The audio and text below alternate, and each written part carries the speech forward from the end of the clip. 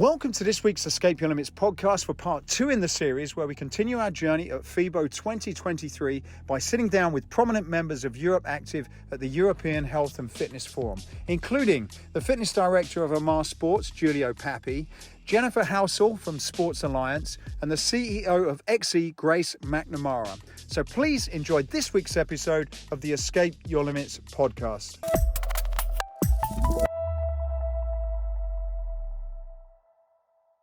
Well, let's spice things up, shall we? Chief troublemaker, like Jennifer Holt's a very good friend. We've worked across a number of initiatives. Tell us some of them. Here we are at EuropeActive. We're at EHFF.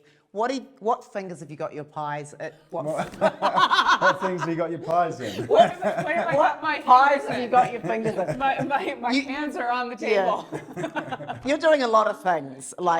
You're sort of like the glue in a lot of organisations. Tell us about what you're doing right now. Yeah, I always tend to get involved in quite a lot of things. So most of my career has been with fitness operators in North America and in Europe. And then the for impact work has always been really important to me. So I've always had something I was volunteering for. So with the Women in Fitness Association for a few years in EuropeActive, I sat on the board and President's Council Secretary, and now World Active, I'm doing the chair of the inclusion group.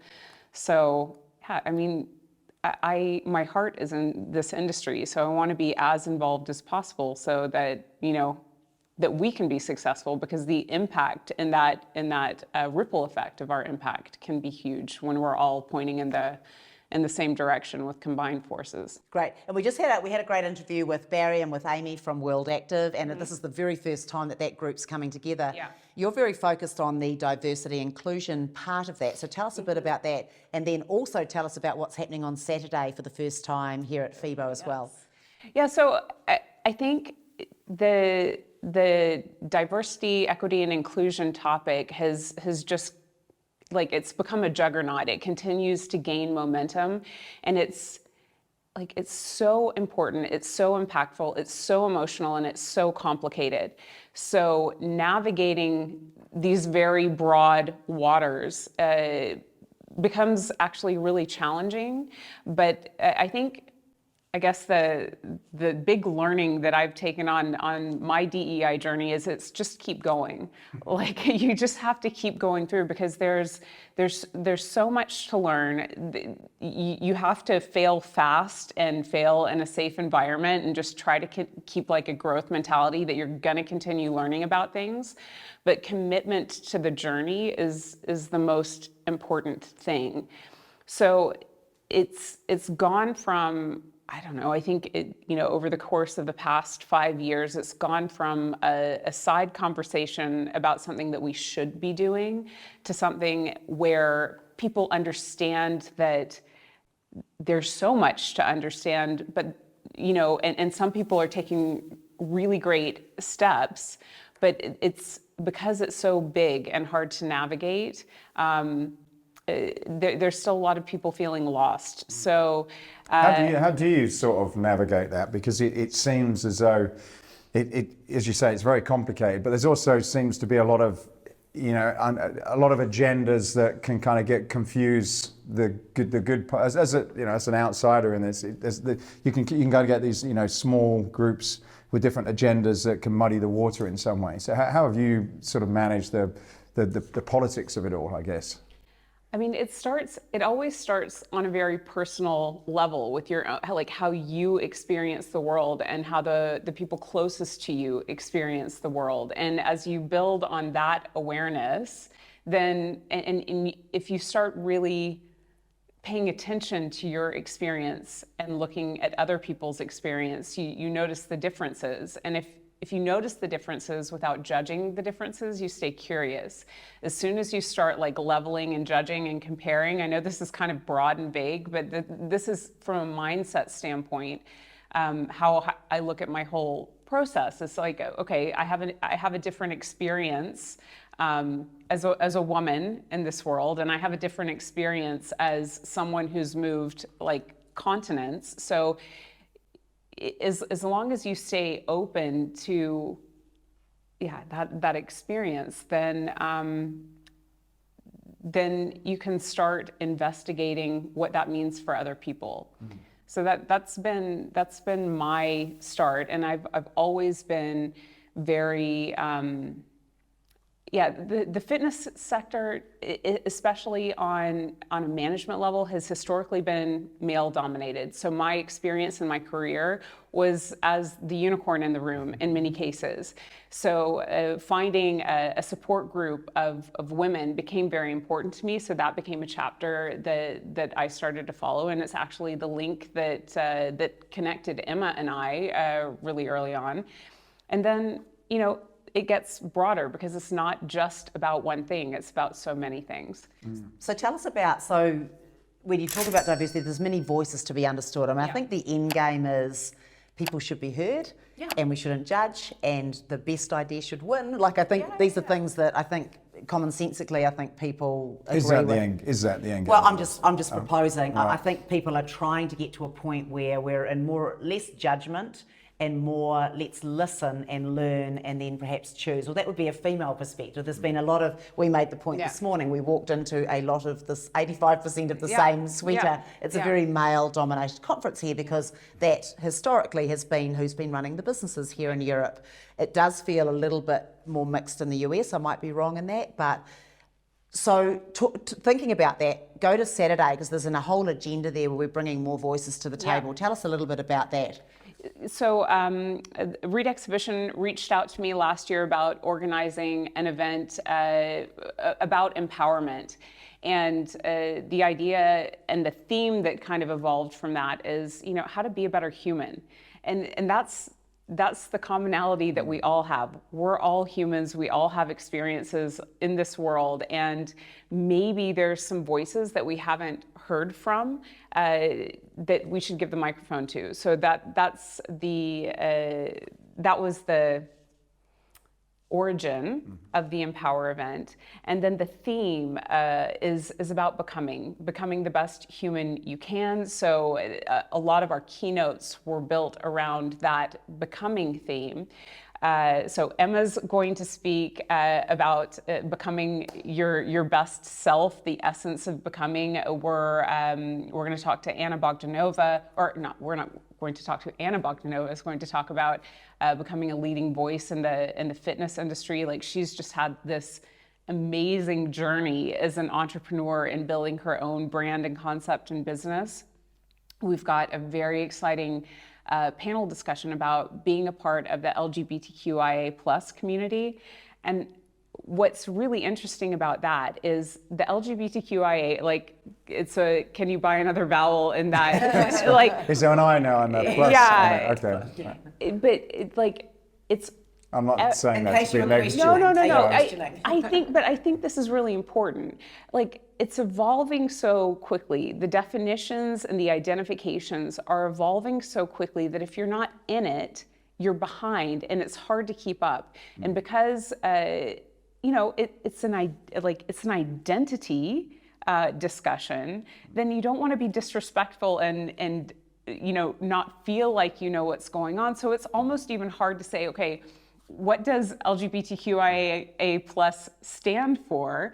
And then it's sort of being something that's meant to be inclusive, but you're almost not inclusive because you're out of the party. Yeah, you don't know what it means. Yeah, exactly. But I do like the thing about being a better person, because I do feel, sometimes these things just kind of lose their way a little bit from something that's meant to be positive ends up being, exclusionary in some way. Whereas it's like, look, if we're all better people and understanding whatever that is, it seems to be more of a connecting this is message. What we need to look for. How do we become better humans and support and connect each other better? That's the foundation. Because there's always going to be, in any respect, whether it's business, relationship, there's always going to be the area where we don't see eye to eye. We don't necessarily agree, but there is also going to be a core of we're all humans and we want to get on with each other or whatever. And it's trying to, I suppose, remove the things that show that we're different. Yeah. or learn from the things that make us different. I mean, that's the beautiful thing about diversity. If everybody, likes vanilla ice cream, then you never try another flavor. So it's having all of the flavors in the room so that you know what you can possibly combine to create something new. And so with the panel, we have Rachel Young is moderating, and then we have Bo DeLu, who's a non-binary weightlifter, and this is the programming that I have to undo, and I had a long conversation with Rachel about this last night. Is a lot of the pitfalls that I fall in on my diversity journey is just the programming that I grew up with. I grew up with the idea that there was this binary association to gender. And it just shows up in my language automatically. And you know how to break habits, like you have to be aware of the automation behind them. So Bo identifies as non-binary, so they, them are their pronouns, and they're going to explain their experience in life as, their realization about who they are and how they're showing up in the world. And they're not alone. There's a whole group that identifies in this way, and is some of it generational a little bit? Not totally, but 100% generational. But look, what I think is so cool about the younger generation, like we grew up with this idea, like you start gendering from the time someone is pregnant. Are you having a boy or a girl? Yeah, is it a pink or a blue balloon? Yeah. Right? So, and that is so ingrained, but it's just, it's a category, and who made up this category? And the younger generations are like, hang on a second, we don't maybe like your categories. And what if we decide to write our own categories because you wrote those, hundreds, thousands of years ago, right? So I like it, but the breaking process, the chaotic part of the change process, for me feels like it's existing right now, and it's messy and it's confusing, and it's threatening for a lot of belief systems because it's being redefined. But then I think what these younger generations are asking is, who defined it in the first place, and why do I have to accept it? So I think that's the cool thing about, and scary at the same time. Introducing the next big thing in functional training, the Escape Barrow, a revolutionary training tool that combines a loaded farmer's carry with a sled push to develop hip, grip, and core strength.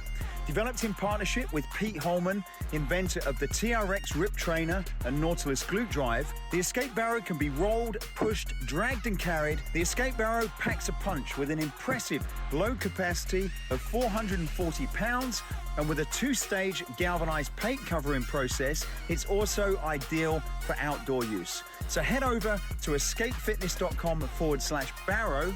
That's escapefitness.com/barrow to find out more. Enjoy the rest of this episode. I suppose it is going to create separation in some way, but I think, like I say, the way that you said it kind of takes it away. I guess it always becomes a thing, and it's like you said, well, someone defined it, and then some new people want to change it, and then so they're going to be disagreement, but it is from my perspective, I can't help thinking it's like, okay, let's just forget about, let's try and sort of find some ways where we can just appreciate, like you say, be better people, and in that way, it seems more of a connecting philosophy. What do you think? Yeah, no, I definitely agree. So, and you're also a woman in tech, so you're definitely on that journey as well. So tell us a little bit about how that is and what change you see being a woman, in a new environment, I guess, because you're up to here in learning, right? Yeah. I mean, I think when you say woman in tech, my visceral reaction is like, not yet. Is that another label as well? It is a label, but I mean, it's a label that I really aspire to. But I started my career as a personal trainer on the floor, and then managing personal trainers in group exercise departments. So it was always like people service driven. And then during my time at Basic Fit, when the question of scale came up, then the digital services were added, and I jumped into the digital side of things, but on the operator side. when you go into tech, operator tech isn't considered tech. It's just like, yeah, that's nice. Yeah. You worked on an app. So, when I am not actually in a tech environment, I first of all feel like older. I'm like, wow, I feel like, my mom trying to order an Uber right now.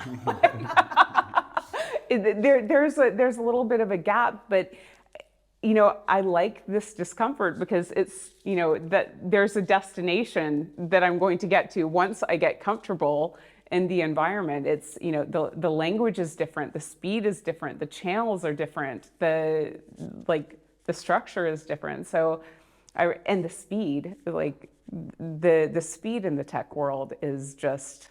That seems as though it's something that's been built into you, though, for a long time. Like, you seem to drop yourself in strange situations, struggle, and then succeed, and then get to the next, find the next challenge. Is that? I don't mind feeling like an asshole. So, I guess that's the case. So it's like there's a little bit of, okay, I feel like I'm out of my element, but that's okay because eventually I'll get there. You spend enough time and you stay committed, you get there. And I think in many ways we've all been out of our element because I think enough has changed in the world and business and technology and banking and funding. I mean, all of the things. It's chaos, dislocation, all of those things. So when you jump into those new situations, what you must have a bit of over time now, you must have created a bit of a formula to say, okay, when I come into this, here's 2 or 3 things that I'm going to use to create that certainty, that gravity in terms of where I go forward. What have you ever thought about that? And if so, what are some of those things that you kind of want to get in place to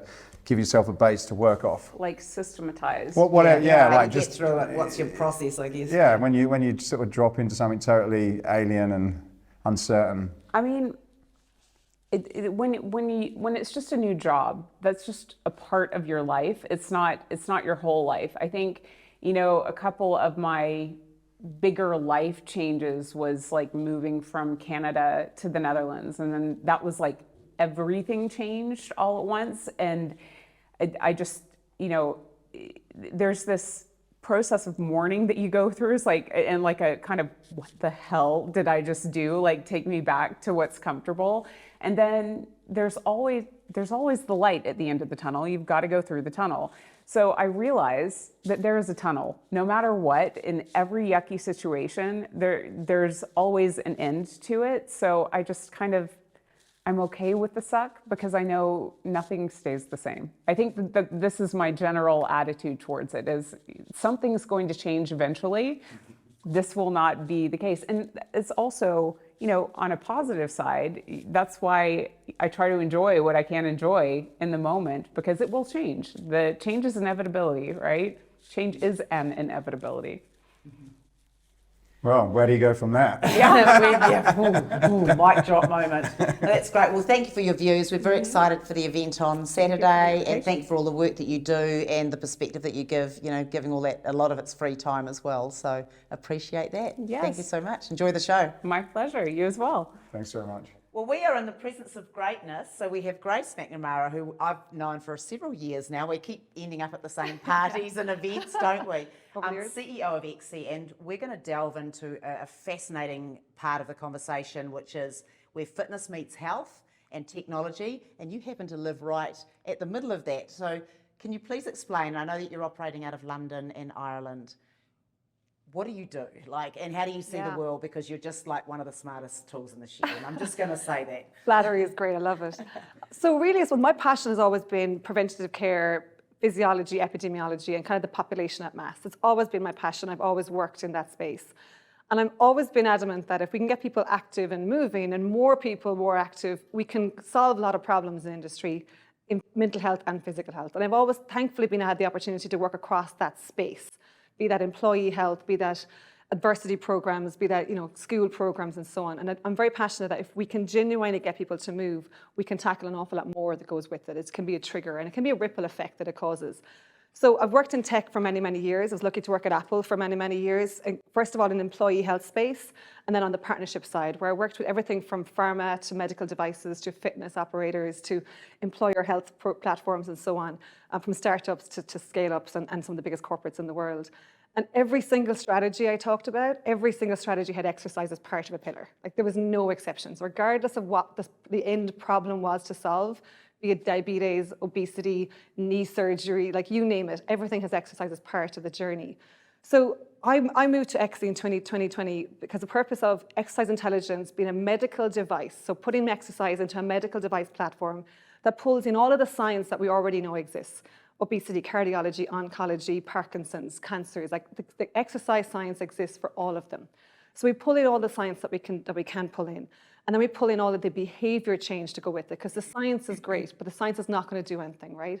So what we want to do is really to connect people with people, so professionals to people, and have a technology that helps bridge the gap between the two, which looks at the data and the science and the nudges and the rewards and instant gratification and everything we can put in the middle that gets people excited about exercise, gets them motivated to be active, but also in an intelligent, educated way that's safe for them, knowing that these are complex. A lot of times our population are sedentary, they have multiple conditions, and they sit across complex situations with multiple professionals as well, be that oncologists, cardiologists, GP, personal trainers.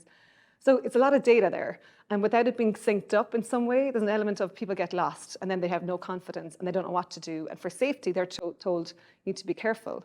And being careful often means I'm going to sit on the couch and not do anything, as opposed to I'm going to be careful and get myself a professional, and I'm going to help give me all my data and show them how active I am or amn't, in order for them to help me motivated with it. So we're a medical device platform. We're the first that we know of that's focusing just on exercise and pulling all that science together.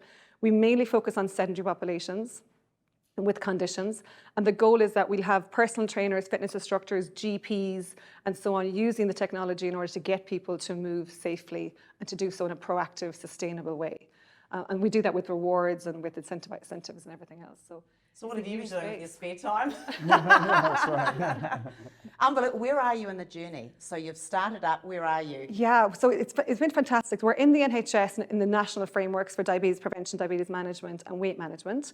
We have a number of different partners, be it public and private, within the NHS and within the sector in the UK. We're just launching in the US, so a partnership with the American College of Sports Medicine. So we take in all of their science and we're working with them and proving that this can be done at scale in a way that gets every professional, healthcare, fitness, and so on, to really start to look at exercise properly now. And we've said exercise is medicine for decades. Nothing's new. Nothing's new. We understand the concept. I've yet to meet any person who says exercise is a bad thing and shouldn't be done. There's nobody in the world that says that.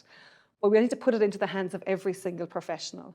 And I would love to say that every person, like cardiac rehab is a really good example. Everyone in cardiac rehab needs to be active, and they have full programs, and some hospitals have gyms around it. But reality is that's short term. They get 6 to 12 weeks and they get discharged, and then it's best of luck. It's not sustainable. Best case scenario, cardiac rehab is done in the gym. It's done in a way that's sustainable, and when they're past that cardiac rehab, they still have a trainer and they still have an environment and a community and a society that they're able to connect with and continue to be active for many reasons, because cardiac rehab doesn't end when you get discharged. So that's really important for me, is that we're in the UK and we're expanding in the UK. We've just launched in the US. The American College of Sports Medicine is really, really doing great work on how do we better make the standards, first of all, higher, be more standards and more professionals that are able and understanding what the science is.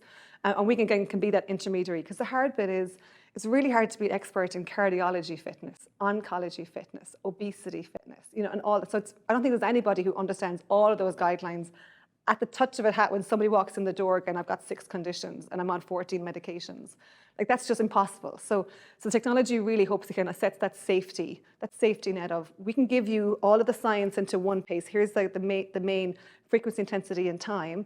Now, as a trainer, a fitness instructor, let's personalize this to beyond what this person's able to normally even think about. How do you engage with that? What is it like? Who are the people that go into it? So you have doctors, trainers, consumers, and then how do they explain a little bit about how it works? Yeah, sure. So we're a B2B2C business. So we sell into the NHS direct, for example, or for the private operators. We also sell into fitness operators. So the likes of EuropeActive, for example, especially during COVID, they needed to expand their service during COVID, but also make it feasible. So using technology, they were able to offer GP referral schemes to more people, actually see great results with it, at the same time as complementing all of their trainers who some were on furlough, and then we're obviously coming back over time. So it means that the B2B Could be a hospital group, could be a personal trainer, could be a gym chain themselves. It could be an insurance. We have a couple of insurance conversations right now that are huge. And thankfully, I'm trying to get insurance to really value exercise. Again, they've kind of dabbled in it over the years where they might like reimburse a gym membership, they might reimburse a percentage of a wearable, but that's not really doing anything substantial. So really it's getting insurers to go, we know exercise works, prevention, we know it works for treatment in the middle of care, and we know it works post. So why are we not doing a proper, like a really fundamental investment into exercise in order to prevent, treat, reduce costs and so on. So the economics are there. We just need to build the programs around it. How do we make it scalable? And all we're trying to be really is that kind of that exercise pillar that has the science as a platform that connects that personal trainer to the oncologist and be that intermediary bridge. That's what we're trying to do. Have you been able to become that bridge, which has seemed impossible until now? Like so many people are talking at it, but so few are actually managing so it. We've had to go down the route of regulation. Like we're a medical device platform because we have to be to make it credible. On that side. We've started on the healthcare side. We've started on regulation. So we're purposely gone after UK CA, which we are. We're European CE regulated. We're FDA class 1 for obesity regulated. We've started our oncology cancer care research in order to go class 2 for cancer care. You have to go down regulation because healthcare, pharma, they only know regulation. Right. So that's where we want to come in then. So we want to do the exercise pillar with it. And then we've built an API infrastructure and an SDK infrastructure, which basically means that we can integrate with any technology. Right. So be that a gym Totally membership, be that a agnostic, personal trainer platform, be that a electronic medical record system, because reality is it needs to fit in all parts of the industry. So it needs to be embedded within those different platforms. But regulation is the big one. It really is. And that is tough. That's why. It's and not you easy. Probably, it's from a competitive point of view, it's a good thing for you too, because it's tough to do. It's like, tough you can't to do. Just say, we're going to take her on tomorrow. Right, It's like, right. And we're trying to make sure as well that we're doing it in an affordable way so that every other technology doesn't need to rebuild the wheel. Like we'll build that piece of it, then just pull that piece in, and all the platforms that are there offer so much more than just exercise. And that's what they do really, really well, especially when they have core groups of trainers and coaches and so on. So we want to complement that, not right. And to democratise, you have to keep the price in mind and the access, who you're reaching through. We do. The beauty of technology is scalable. Yeah. One of the things that I heard in relation to lobbying governments to take the fitness industry more seriously is that there's very little data that's credible to be able to demonstrate that, well, if you do exercise this, here's some of the benefits that you can have. Is what you're doing going any way to be able to actually create examples of meaningful improvements as a result? Even though I suppose a lot of the science is out there, there's still no real, this person went to the gym and now this is what's happened to them. Yeah, data is critical, and in research, and I say credible research is actually critical. So we're doing a lot of case studies, which is great, but the actual published peer-reviewed research is where it needs to get to. So we have a whole data platform which professionals have access to. We analyze that data, and with the idea of looking at it together on what's working, what's not, what's proving to be effective, and what are the health outcomes. Because reality for governments is they don't care necessarily that the gym is open or closed. It is about the end of where's our investment going? Are people getting healthier? And that's what we want to help to prove, is that this gym with these programs have proven health outcomes of X, which equates to Y in dollars or in sterling. So that's part of what we're working on. So our Dr. Lou Atkinson, our head of research, is here today as well. And she's doing a really phenomenal body of work with a whole plethora of universities across from University of Virginia, University College San Diego. Obviously, she's at Aston herself, King's College, and many, many others. So you have to go down the route of regulation and credibility, because that's what most of the healthcare and government are used to. So we want to complement what they're used to in order to be able to sit down. And you simply won't get any further. Like, it's as simple as that, right? As simple as that, yeah. Digital fitness isn't new. Exercise medicine isn't new. These are the new concepts. We're just trying to bring it up a notch. Where it's saying is we can align to everything you've been talking about, because exercise needs to be not only a nice to do, but a need to do for every single person who's currently sedentary in hospital, in care, or on a pathway. Are you getting any kickback because, in a way, you're anti-pharma? Like, you're going to solve a lot of problems that pharma... Well, actually, what's interesting, like obesity medication right now is exploding, right? And we're saying this works really, really well. We know the medication works, the research is there. But if you look at the research as well, some of the reduction in weight is muscle mass. Right. So the complement is you've got to be active. If you're going to be on this medication for life, you've got to be active for life. So actually we're saying, you know what, we're not going to fight against pharma. let's work together. You need to prove that this medication is effective. We can help with the data and the analysis of person in the real world. But also, if people are active, better circulation, better mental health, the drug is more effective. It's a win-win-win scenario. So we're going down the route really where we're not saying, we think we will in time, say like statins is a good example. Exercise works better than statins. We have that research, but yet no clinician is prescribing exercise instead of statins right now. Is that because there's a lot more funding to go to prove what like from the drug companies, there's a lot more money to demonstrate what they do as opposed to fitness proposing some sort of counter argument in some respect? The data's there. We don't, this is where again, they have massive data. We don't flex up with data to prove that we have a 500,000 person study that proves this is more effective than X. So for now, we're completely on the pathway of medication works better with circulation works better, exercise improves circulation. And we know that, especially from obesity medication, muscle mass is important. And especially if someone's going to be on it for life, they still need to be active. So we've had some really good conversations with some of the obesity specialists in the UK as well, who are looking at how do they manage this demand? And some of it's, well, how do we screen people who are genuinely going to get their lifestyle changed before they get the medication and or with it in advance? Like pre-bariatric surgery has always had the criteria that you need to be active in order to get the surgery. That really hasn't been implemented, right? So that's where we're working with them, saying, well, we can help with that. We can give people the prescribed exercise they need, the personalization that they need depending on their complexity of condition, but also help to prove, even if they need the medication and it might be 12 weeks away, well, that first 12 weeks then, let's get you active. Let's prove that you're willing to commit to a lifestyle change in order to get the medication. So there's a few different ways of looking at it, and it's looking at differently in different countries. But again, I've yet to have an argument with anybody that exercise isn't. Yeah, I was just going to say, are you getting any hard no's? Absolutely not. Absolutely none, because you can explain it out and it's helpful. And our biggest challenge is the economics. Is how do we make the economics work?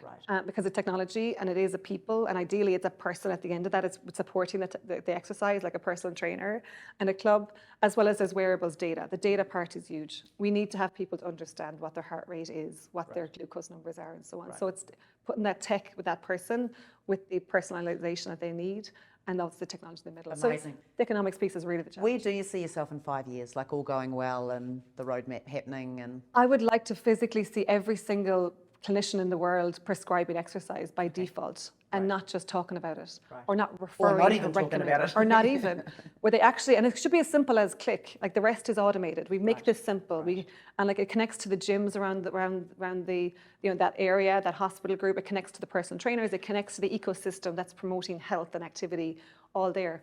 That's all possible today. So the idea is just bringing it together in a way that a clinician goes click. Like that bit is done. Oh, and I do have one personal question around AI. Are we going too fast?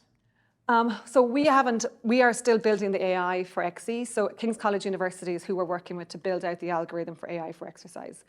We have a long journey. It's not easy and quick because we've got to do it in clinical trials. Right? We can create an AI-driven algorithm in the morning, but one that's not going to be credible. Are you with Elon and the crowd saying we're going too fast with chat and things like that, getting ahead of ourselves, we're going to outsmart the humans too quickly and machines will take over the world? Where are you on that continuum? I think exercise and the science piece, it can't move fast enough because we actually have all the data. It's just in different places. I'd say that's a catch-up and a consolidation. Consolidation, the whole chat and all that craziness. Thankfully, I'm not in too much of the weeds of it, but on the exercise side, we have all the science. We just need to pull it together. Right, so we need to move faster. But getting access to it, like, so we use the biobank data in the UK, for example, and we're looking at how do we use genomics in England, for example, in the future and so on.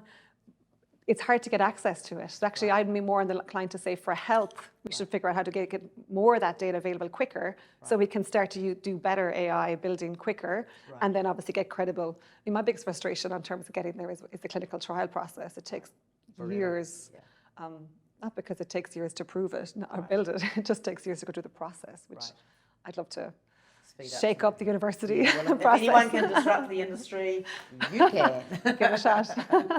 Excellent. Well, thank you very much. Appreciate your time today. Thank you. Thank you. So FIBO is the biggest fitness show on the planet, and we have now got a very international voice in Julio, who's actually Spanish, but has probably taught at most countries around the world at this point, and somehow landed in Saudi. You're going to have to unpack that for us. Like, what have you been doing for the last however many years? Yes, now I'm actually living in Riyadh, in Saudi Arabia, and I'm fitness director for one very prestigious company there, which is Armah Sports. And we are building these branches, BeFit and Optimo, which are very high-end in the country. But yes, before I was, it happens a lot of things in my life. I was covering all fitness 360 degrees. So I've been invited in like 50 countries to teach. So almost all the continents, not Australia, but I want to go there. Everyone wants to go to Australia and New Yes, Zealand. exactly. And and then I was also, at the same time I was presenting and teaching all around the world. I was kind of knowledgeable. I wrote some books as well. What about? Yeah, about functional training. Yeah, that was my thing. And they are still there in South America and Spain and countries like this because it was written in Spanish, Yeah. but also in Italian actually. Okay. And then I started to be like fitness director for the Italian Fitness Federation. By mistake, I was like guest instructor, but then they saw how I was organizing the courses. I took more responsibility. That was years ago. And then I was in Italy for like 10 years as a fitness director from FIF. Then I moved to work in a project in Spain, then 2 years in Czech Republic. And then after I went to Romania, where I was also fitness director of another fitness education. And then World Class Romania offered me to become a product manager. And then I was in Romania until 1.5 years ago. And when I got this email from this company in Saudi Arabia, which was kind of surprise because I never worked in Saudi Arabia, and offering me that job as a fitness director for this company. How does what you do change by country, or is it very, very similar, would you say? No, it's not similar. So you have always to adapt, and this is what I like the most. You always have concepts and methodology and didactics, and when it comes to programming, no? But when you have to apply this to people and to teach to people, because at the basis I'm a teacher, I have this bachelor degree in physical education and sport and a bachelor degree in physiotherapy. So the knowledge is there, but how you teach this to people of so many different countries, that is the art. Yeah. Is a part of the art of it, which I love it. If I would say Italy is very Mediterranean, we know that. It is very creative. People like to change. They are very fashionable. So every year you have to bring some new product, call it, or some new class, some new whatever. Also, they love Spanish. So when I came there, it was kind of easy because I was the Spagnolo, said in Italian. And I was accepted for bringing this difference to the country. I always play with that jolly. When you come bringing something different somehow, no? And then people, they will not reject you if you smile, and I smile a lot. Yes. Then also I think working as international fitness presenter, you know, you are teaching in countries, Japan, I sold one product, I was teaching in Japan for 10 years. Obviously my Japanese is very reduced, but you can communicate with body. Body language is so important, so you break a lot of barriers, and also you are very much attentive to how people react to what you are giving. So that is the training. Mm-hmm. And if for 20 years you are doing that, normally I think that is something that helps you when you start to work with teams from different countries. And Saudi Arabia is really another level. Yes. In what way would you say it was different? It's different. It has a lot of things that are completely different from working in Europe, for example. Mm-hmm. Just a basic thing. Gyms are for male, for female, for women. Ladies, men clubs. It's also funny because I'm so much into inclusion, diversity.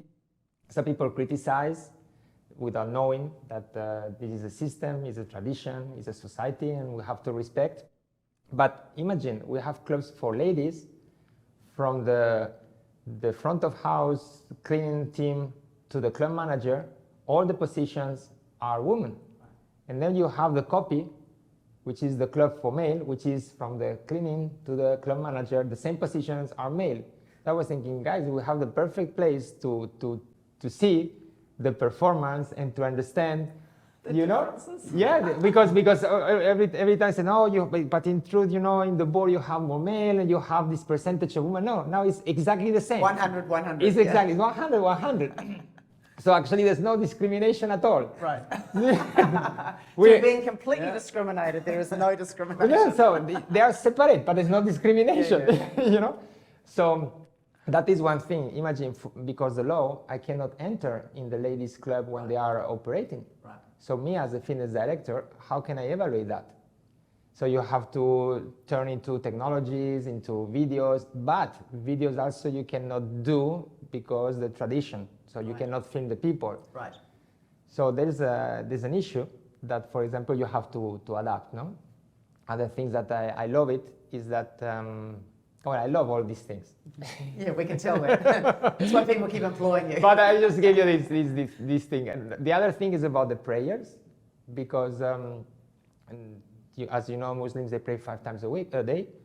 And we have the prayer room in the gyms.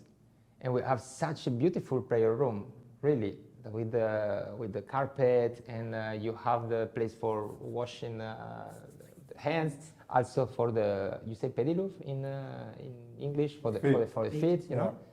So it's really nice, and these things you will not think about that in Europe, no? Yeah. And respect also the times And of the scheduling. prayer. Exactly. Yeah. So the jigs, for example, schedule, you cannot Over a prayer time, yeah. So like every week, every few times you have to just change the schedule a little bit to respect that things, you know. So it's just details that make the thing maybe more interesting from day one, plus other. So what have you learned then from the differences between what men and women are interested in from programming then? Is there any sort of big standout things that? Well, I can tell you, in the ladies' clubs, I have now 22, 23 concepts. And in the male clubs now we are running with 8 concepts. So we like more variety. So the girls, they like all what you find in Europe, to mention. So they love everything. And the male, they start to love it. So I'm in Riyadh only 1.5 years. But now when the men come to the club and they start to ask for what are the services that we offer, now the men in Riyadh are asking, what do you have as a GX? Right, interesting. So that is very interesting, and it's like, oh, really the things are changing, because before they would never ask about, they would simply don't care. Right. Why do you think that is? Is that something that's happened through the life cycle of fitness, or do you think people are seeing things on social media? Why do you think that is now? Well, there is a social media for sure. Yeah. Also, you think that Saudi society is very young. Yes. It's one of the youngest populations in the world, yeah. you know, and they are very much in technology. Yes. This is a country that works on apps, so for them it's normal to play with technology, and they are very advanced. So I had really to shape up when I came there. Yeah. Yes. And that is one big factor. The other thing is that they travel a lot, and when they travel, if they are in fitness, they see all what is around, and then they want to have that thing. And then there is another factor which is very important, which is the Vision 2030 that they have in Saudi. What is it? Do you want to explain that? Explain that to us, yeah. So the royal family, the king, actually has a vision of 2030. They want to make Riyadh one of the top 10 living cities in the world. So imagine the Vancouver of Middle East, to say. So there's so many things that are now being built there in Riyadh, and the streets, there's a lot of things that are changing because of this vision. For example, big projects in the coast, the big project of NEOM, you know the line? So all these things happening in Riyadh, and everything is connected with this vision of 2030. And I believe that they realize how important is the fitness for the society, and they are also helping and promoting that. Right. For example, they didn't have a physical education university, and now they have. And it's also the third factor, I think. Before, they would not even consider for themselves to have a career in sport and fitness. And now instead, I see, because I do recruitment, a lot of instructors that they are Saudi, and they want to do that job. 5 years ago, that would never happen. So where do you get a lot of the people when you're recruiting then? Is it mainly locally that you're bringing people? That is the other thing that I love. For example, imagine working in Romania previously, I would say that in our company with 41 gyms that we reached, we were 10 foreigners. No? Here is all foreigners, And little by little, you have more Saudi instructors coming. But we have different recruitment agencies that are specialized in finding people in different markets, different national markets. And in our company, we developed this very, I would say, advanced salary structure and trainers structure that we created specifically for our needs. It's very open, it's very fair. We take in consideration a lot of different factors. And we are now one of the first companies recruiting people from South America. So we bring people from Colombia, from Peru, Argentina. Then, of course, we have Europe.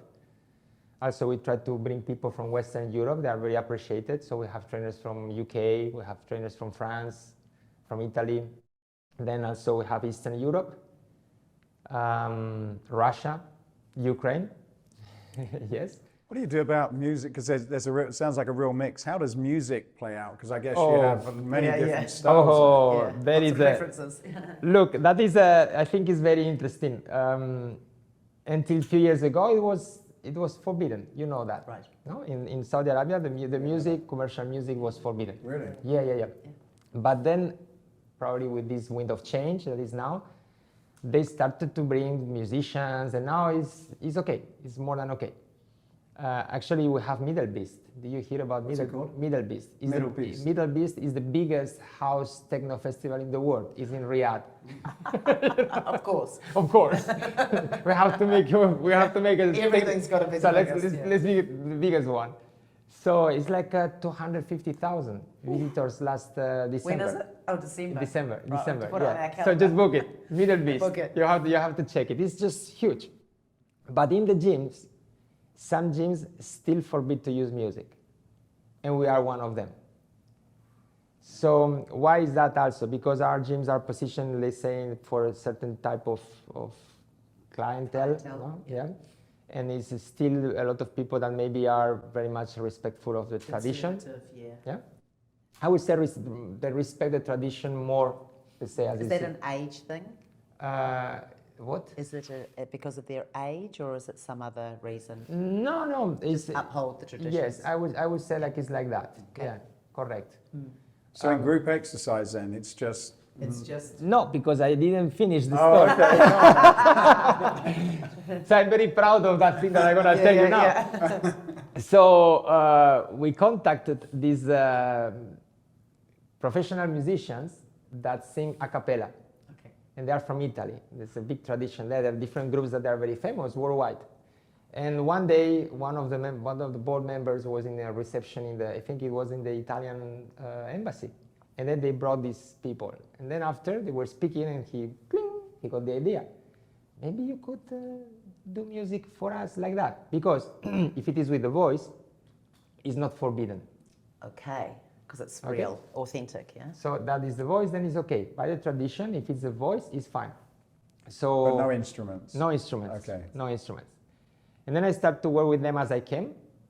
And because obviously being fitness presenter, I was in music also all my life, and we connected very well, me and Fabio, which is this singer, and is also the coordinator of the full project.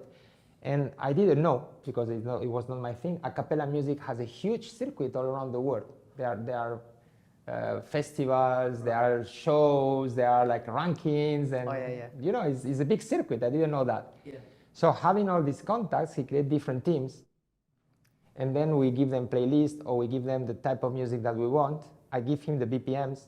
I explain him the awesome. structure. You cannot believe.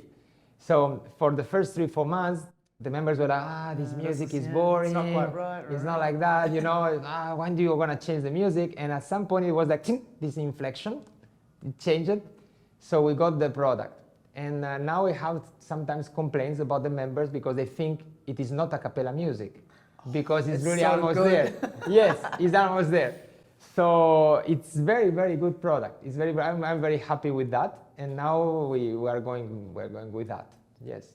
That's fantastic. So these things will never happen in here, no? In Europe, you will buy your track, you will apply, you will go on Spotify, whatever it is, and you do your playlist, no? But there you had to work on all of that to find the solution, and then it's great. What do you think it will work here? Like, do you think the a cappella thing is... Well, some tracks, really you don't feel the difference.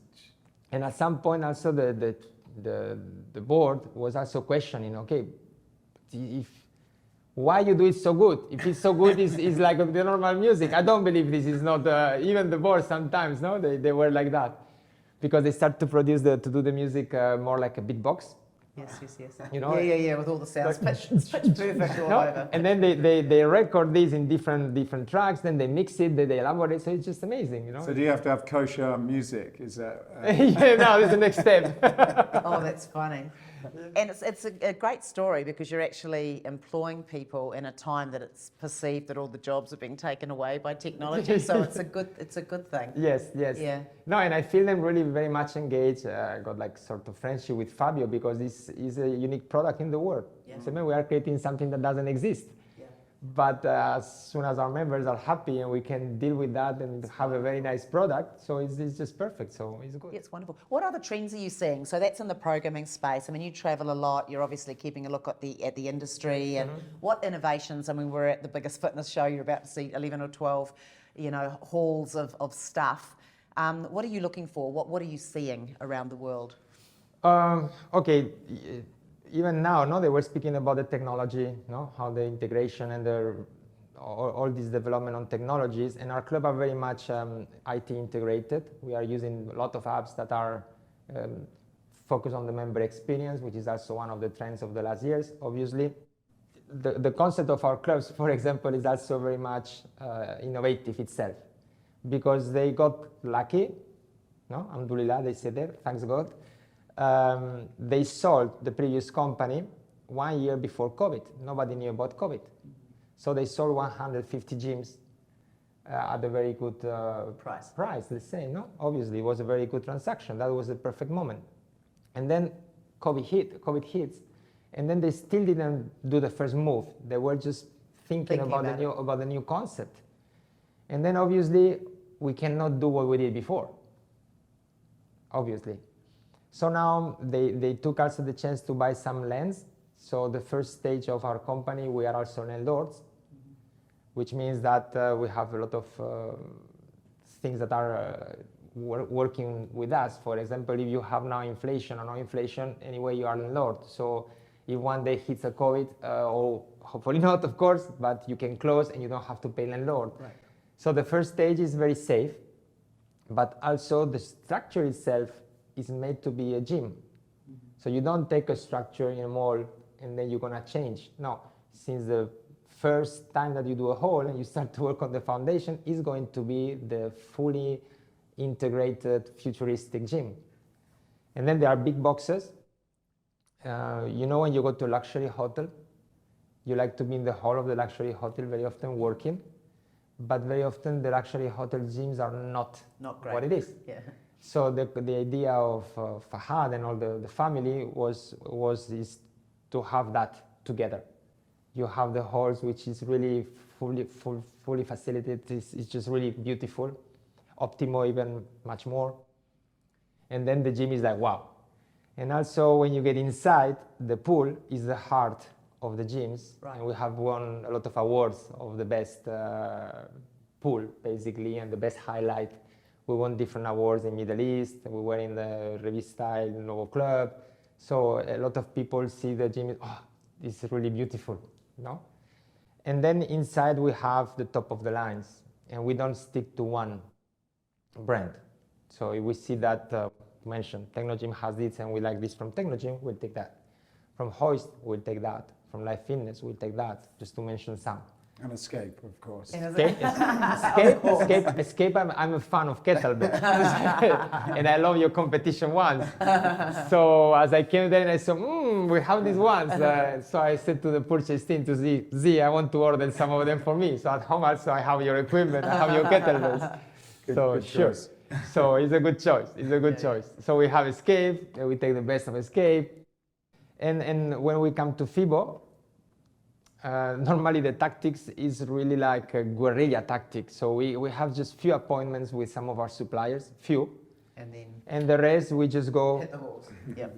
Boot by boot, making pictures. Then we create a dossier, and when we come back to Riyadh, we meet with the board, and we have the presentation of what we saw here and what we think that could be fitting, or maybe products that maybe they are very innovative, but it's the first year, and then we want to track, see if the next year they improve. They're still there. They are, you know.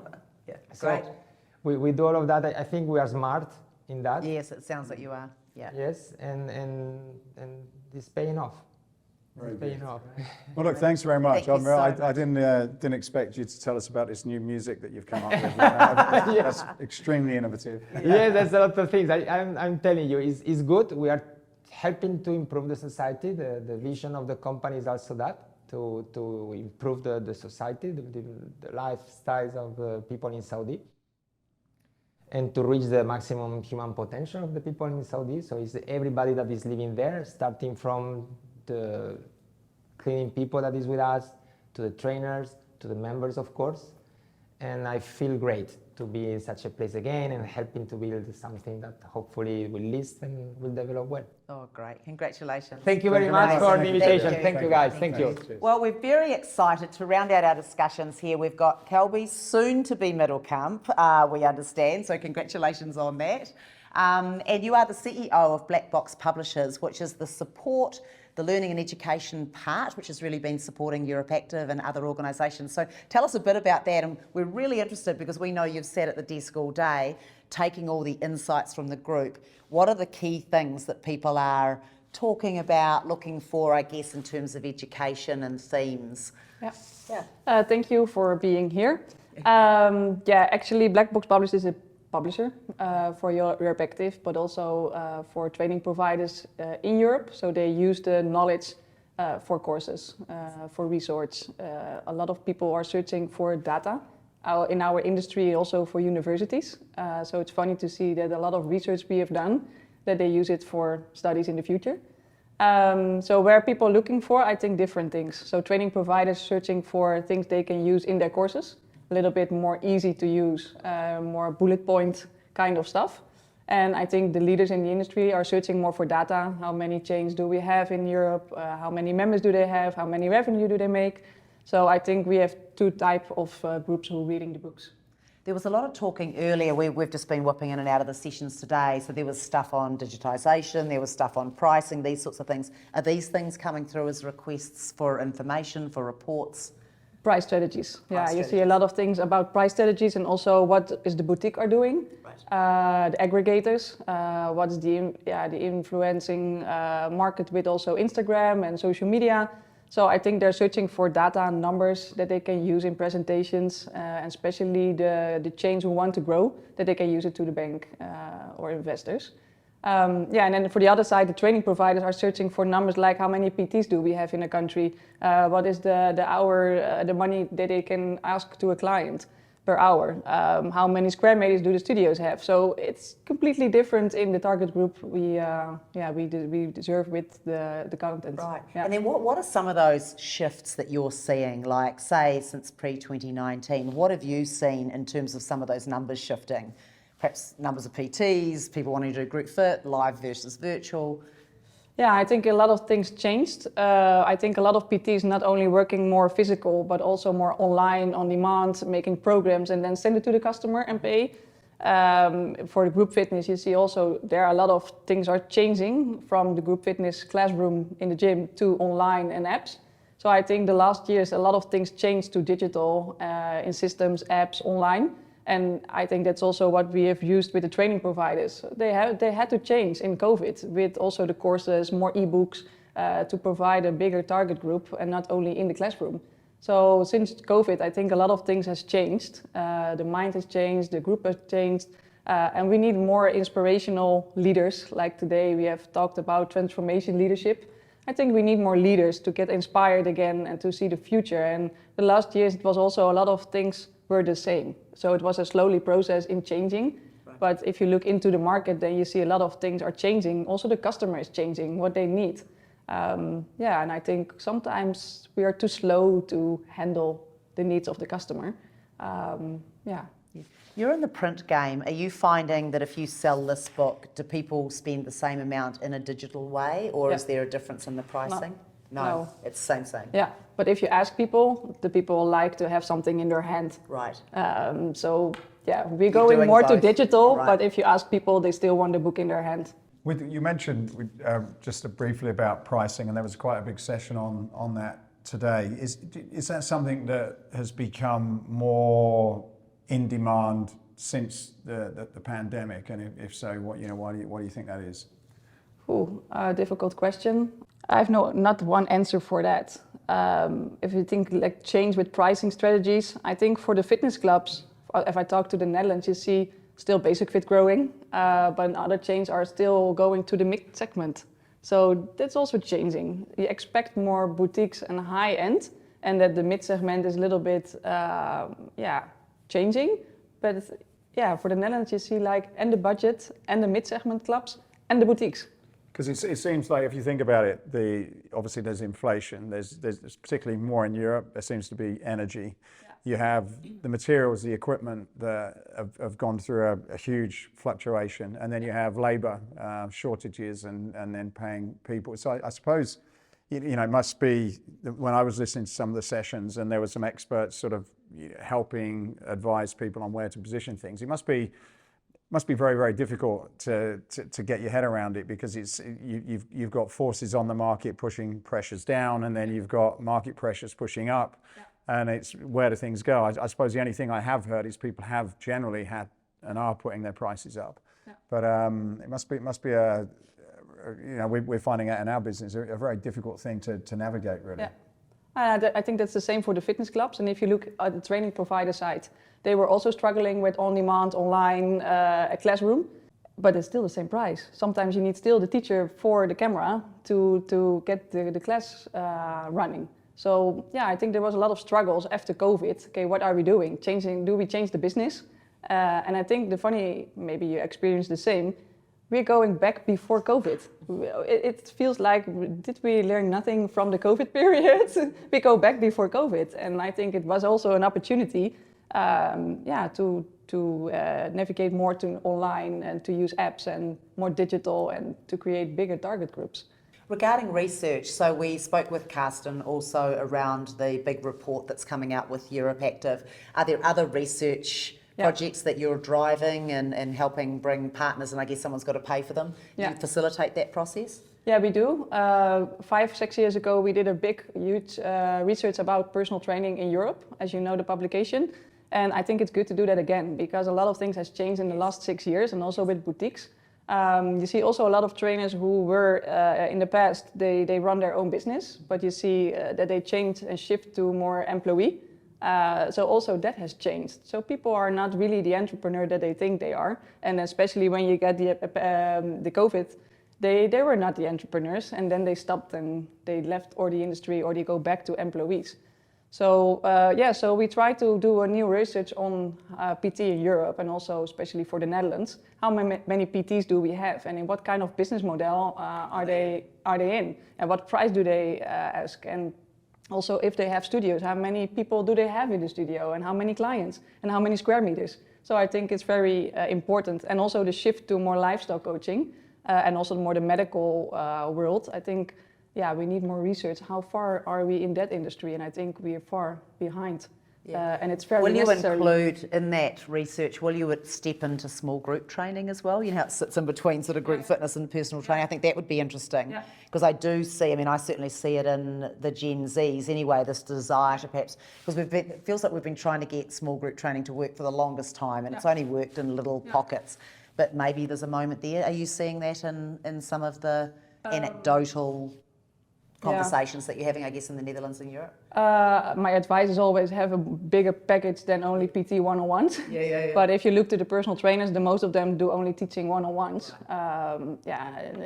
I think we have a long way to go, that they see that they have to build more pillars in their business to grow your business. And that's also not only for that trainer. If it got sick or COVID or whatever, what then with your business? So on the business side, I think they have to learn a lot in how to build a business. It's not only running sessions. And 1 person, 1 hour is like a very slow and hard model. So always one of my questions is, when I talk to personal trainers, like, what's your goal with your business? Do you want to give training forever, or do you want to build a business and maybe sell it later?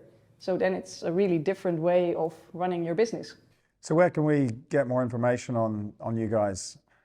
BlackBox publishes, and the Knowledge Center for EuropeActive. So it's both the same websites, but different groups of people we deserve with the content. Fantastic. Great. Thank you so much for your insights. Really appreciate it. Thank you you. very much. Okay. Thank you for listening to this episode. If you've got any value from it whatsoever, then please do us a favor, like, subscribe, tell somebody, and that will help us to be able to continue to do more of these and help you escape your own personal limits. Thanks for listening.